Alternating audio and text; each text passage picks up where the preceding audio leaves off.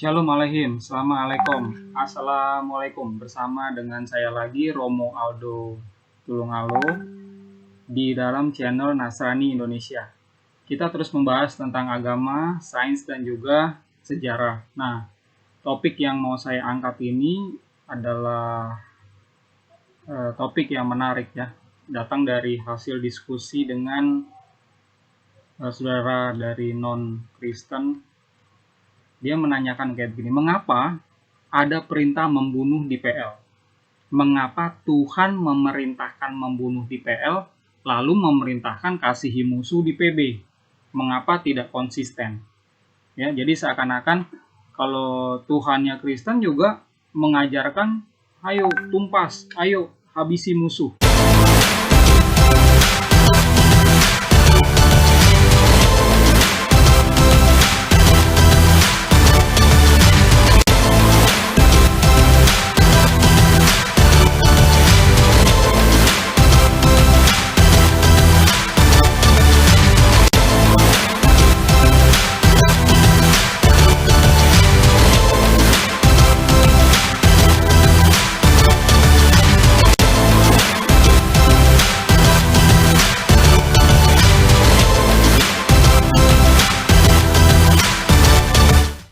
Seperti itu.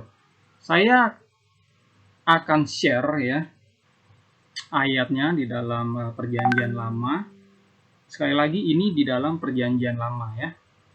Perintah untuk membunuh ini. Ulangan 7 ayat 1 dan 2 saya bacakan. Apabila YHWH Tuhanmu telah membawa engkau ke dalam negeri kemana engkau masuk untuk mendudukinya, dan ia telah menghalau banyak bangsa dari depanmu, yakni orang Het, orang Girgasi, orang Amori, Kanaan, Ferisi, Hewi, Yebus, 7 bangsa yang lebih banyak dan lebih kuat daripadamu, dan YHWH Tuhanmu telah menyerahkan mereka kepadamu sehingga engkau memukul mereka kalah, maka haruslah kamu menumpas mereka sama sekali. Janganlah engkau mengadakan perjanjian dengan mereka, janganlah engkau mengasihi mereka.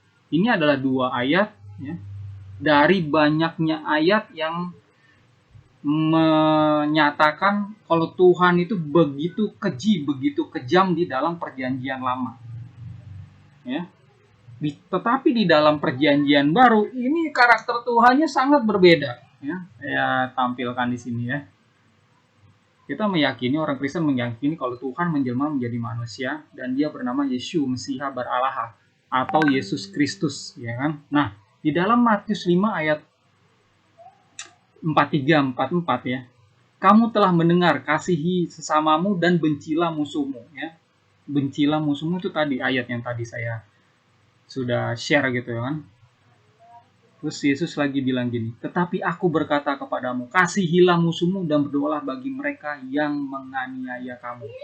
Jadi istilahnya ya, Yesus mengajarkan zero enemy. Jangan ada musuh. Kasihilah musuh, berdoalah bagi mereka yang menganiaya kamu.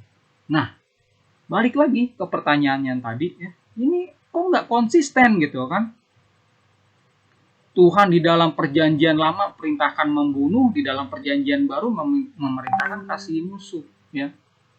Kok plin-plan seperti ini? Nah, jawabannya apa? Kalau dari sisi sains saya pretelin ya, ada sumber J, ada sumber E, ada sumber P dan lain sebagainya ya, yang membahas tentang naskah di dalam penjelasan dokumentari hipotesa, itu akan ribet ya, itu akan ribet. Jadi saya menjelaskannya yang gampangnya tuh begini ya.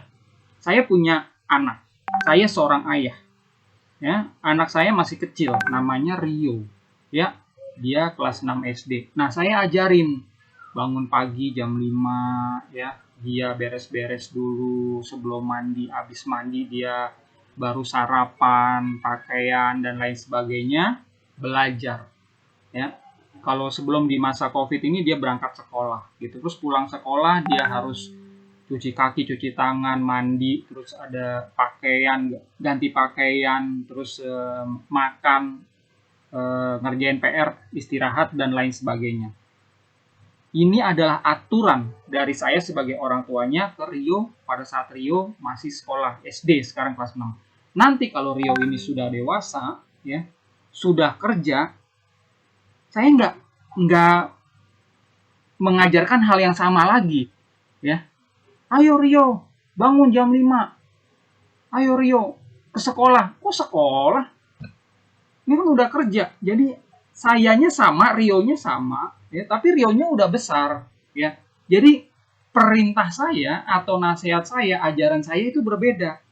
Nah, pada saat dia dewasa nanti, saya akan ajarin bagaimana dia memilih pasangan hidup, ya. Bagaimana dia mengelola keuangannya dengan baik, bagaimana dia berinvestasi dengan baik, bagaimana mencari asuransi yang baik. Seperti itu, ya. Jadi apa yang saya ajarkan kepada Rio masih kecil itu berbeda pada saat Rio sudah dewasa. Oke? Saya sekarang kembalikan ke konteks sini, ya. Ke konteks topik kita. Tuhannya sama, bangsa Israelnya sama, ya. Tapi perintahnya ini berbeda karena konteks waktunya berbeda. Gitu ya. Tuhannya sama, ya YHWH ini, ya. Jadi pada saat YHWH di PL, dia adalah Tuhan yang mengasihi. Mengasihinya bagaimana?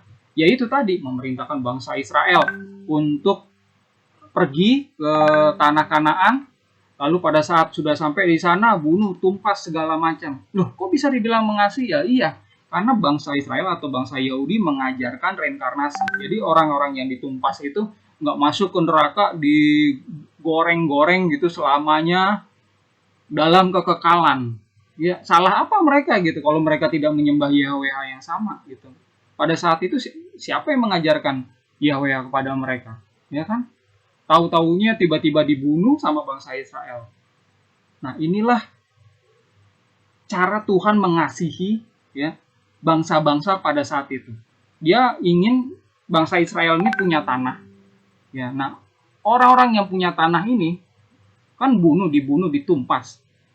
Tuhan izinkan mereka itu mengalami reinkarnasi. Ini adalah ajaran Judaism, ini adalah ajaran kekristenan awal. Yesus mengajarkan ini, tapi banyak yang nggak ngeh. Nah, sekarang begitu masuk ke dalam abad 1, ya, Tuhannya sama. Ya, Yesus ini ya diyakini adalah YHWH yang menjadi manusia. Ya. Nah, tapi ajarannya berbeda. Wajar dong, ya. Kalau dia mau mengajarkan manusia itu berbeda, kenapa? Karena kondisi manusia, ya, peradaban manusia di abad 1 dulu itu masih sama, ya, seperti kondisi bangsa Israel pada saat masuki tanah Kanaan. Bangsa melawan bangsa. Bangsa yang lemah itu akan dijajah oleh bangsa yang kuat, ya. Kalau nggak bayar upeti, dia akan ditumpas. Begitu terus, ya. Bangsa besar mengalahkan bangsa yang kecil. Bangsa yang lebih besar ini mengalahkan bangsa yang besar ini. Itu terjadi pertumpah darahan. Saya punya buku yang menarik, ya, tentang hal ini, ya. Kalau saudara mau baca, nah, ya, judulnya itu Ancient States and Empires, Sejarah Negara dan Kekaisaran Kuno. Ini kalau baca buku ini tebal sekali, ya. Ada 801 halaman, ya. Isinya apa ini? Bangsa melawan bangsa. Bangsa berdiri, dikalahin sama bangsa lain. Bangsanya udah berdiri, udah makmur, ya. Luas bangsanya, dikalahin lagi sama bangsa lain. Itu terjadi terus-menerus. Dan pada saat Yesus hadir, dia ingin mengubah konsep, ya, manusia pada saat itu, ya. Ini gennya manusia itu bertempur aja terus. Nggak ada istilahnya itu mengasihi musuh. Nah, peradaban ini tuh ingin diubah, ya, sama Tuhan. Ini Tuhan ingin manusia ini hidup lebih baik, bertetangga dengan bangsa yang lain. Harus bisa mengasihi musuh. Makanya Yesus hadir. Perintahnya masih kepada bangsa Israel atau bangsa Yahudi, ya, untuk mengasihi musuh. Nah, bangsa Yahudi ada yang percaya, ada yang enggak. Kalau yang enggak ya nggak apa-apa, ya. Yang percaya ini menerima Yesus akhirnya ya di abad-abad awal hidup dalam penganiayaan.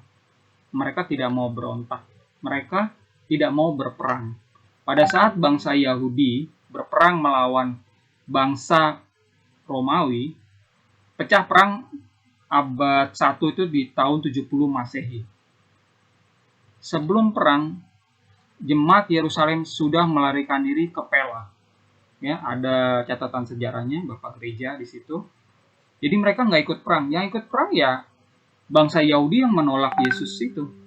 Perang. Jadi panji-panji Yahweh melawan panji-panji dewa Mars, dewa perangnya Romawi. Yang menang siapa? Yang menang ya panji-panji Mars ini. Kalah dia ronde pertama. Ronde kedua ya tahun 132 135 kali ini dipimpin oleh Mesias namanya Bar Kokhba.